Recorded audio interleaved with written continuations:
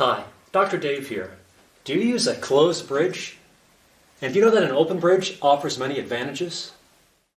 In the old days of American pool, pretty much every player used a closed bridge. And that's what early books and instructors taught.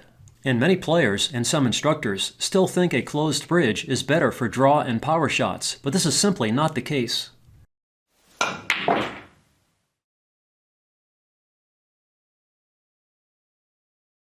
Things have changed a lot over the years, with a definite trend towards the open bridge. This was partially influenced by the snooker world, where pretty much every player has always used an open bridge. Snooker players are the most accurate and consistent cueists in the world, as necessitated by the large table and small pockets. In this video, I demonstrate the top 10 advantages of the open bridge, which explain why it is used exclusively in snooker and with growing popularity in pool. First, an open bridge is very easy to learn and master, even for a beginner. The simplest way to form one is to start with a flat hand. Just make a fist, and bend the thumb firmly against your index finger. You can also raise and curl the thumb to create even more support for the cue. A more common open bridge can be formed by again starting with a flat hand. Raise the knuckles a little, and place the thumb against the hand. Again, it can be improved by raising the thumb. And if you can curl your thumb up, not everybody can do this, you can create a deep and stable V guide for the cue.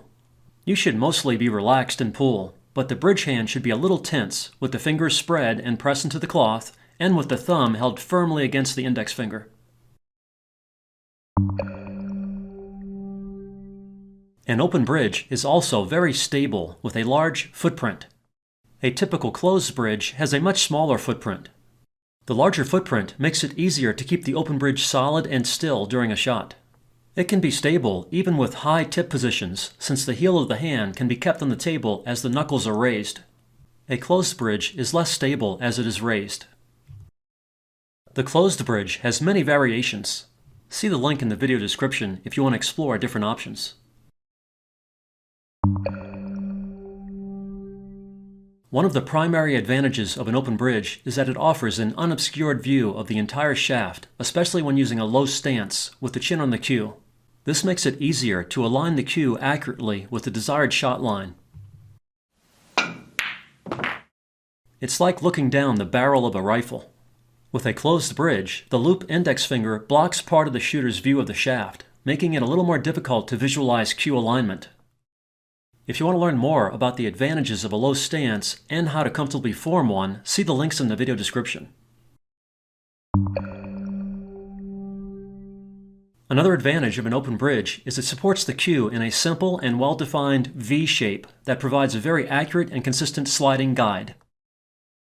This is not always the case with a closed bridge, where there are usually many more points of contact at odd angles. The V is also bony with very little flesh, so an open bridge provides a stiffer and more solid support. If the V is facing you, as it should, the cue is guaranteed to stay centered in the bridge during the entire stroke, even with a tapered cue. This is not always the case with a closed bridge. You do need to be careful to orient your hand properly. If the bridge hand is turned too much counterclockwise, your wrist will be bent and the V will not face you. This also causes the cue to rub on the fleshy part of the hand, which is not ideal. To orient the V properly, many people need to turn their hand clockwise a little. This not only helps to square up the V, it also allows the wrist to be straighter, which can be more comfortable. And it gets the cue off the fleshy part of the hand, which reduces friction, the topic of the next section. An open bridge offers the least resistance to cue movement, especially under hot, humid, and dirty conditions. A closed bridge has more fleshy contact with the shaft, resulting in more and less consistent resistance. Any shaft taper also increases the resistance during the stroke. A shooting glove can help, but it isn't required with an open bridge, unless you play under hot, humid, and dirty conditions. The V of an open bridge is usually bony with little flesh, so there is very little resistance. The low resistance is especially helpful with finesse shots like this 8-ball safety.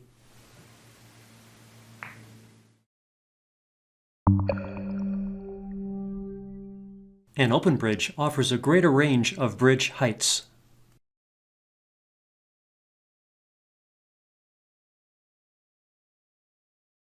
It can be easily flattened to a low cue position, as with this game-winning 9-ball draw shot.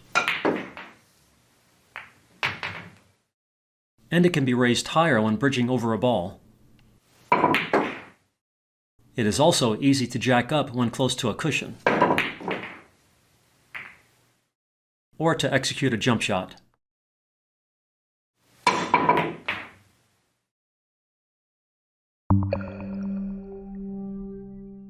An open bridge also makes it easier to reach extended shots as an alternative to using a mechanical bridge.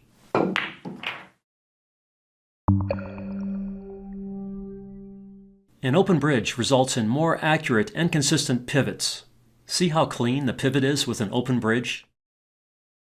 Accurate and consistent pivots in both directions are much more difficult with a closed bridge.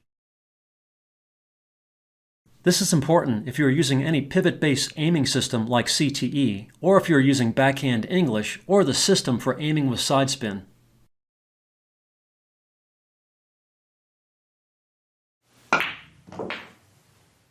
For more information on any of these topics, see the links in the video description.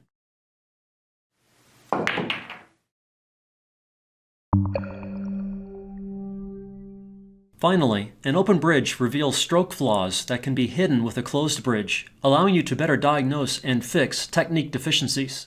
For example, if you have a bad habit of tightening up during a stroke and raising your cue off your bridge, you might not get the result you want with an open bridge. What the? I was aiming low on the cue ball, but I didn't hit low due to the tensing of the arm.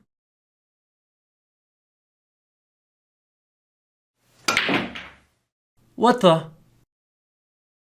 A closed bridge can help you keep the cue down if you have this technique flaw. I like to call the closed bridge loop finger a band-aid. It might help cover up technique flaws, possibly improving tip contact point accuracy. However, the band-aid might not always give you the result you want. Tensing up during a stroke is still a problem, limiting draw effectiveness. A much better solution than covering the flaw with a band-aid closed bridge is to fix the technique issue. A relaxed and smoothly accelerating stroke with an open bridge gets the job done easily.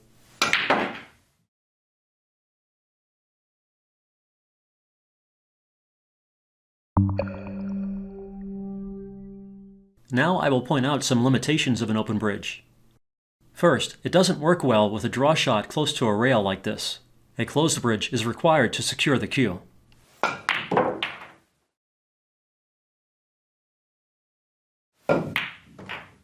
Also, some people don't like the cue leaving their bridge hand after a draw shot with a relaxed and complete follow-through. However, the cue ball is long gone before this happens, and it has absolutely no effect on the shot.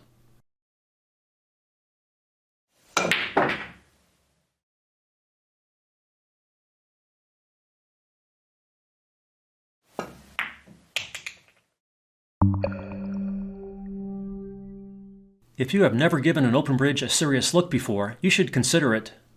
An open bridge has many advantages to offer, and it has no real disadvantages except in certain situations. For more information explaining why an open bridge is recommended, see the videos and other resources linked in the video description. Also see the link explaining why a low stance with the chin on the cue offers additional advantages along with the open bridge. Good luck with your game from Dr. Dave.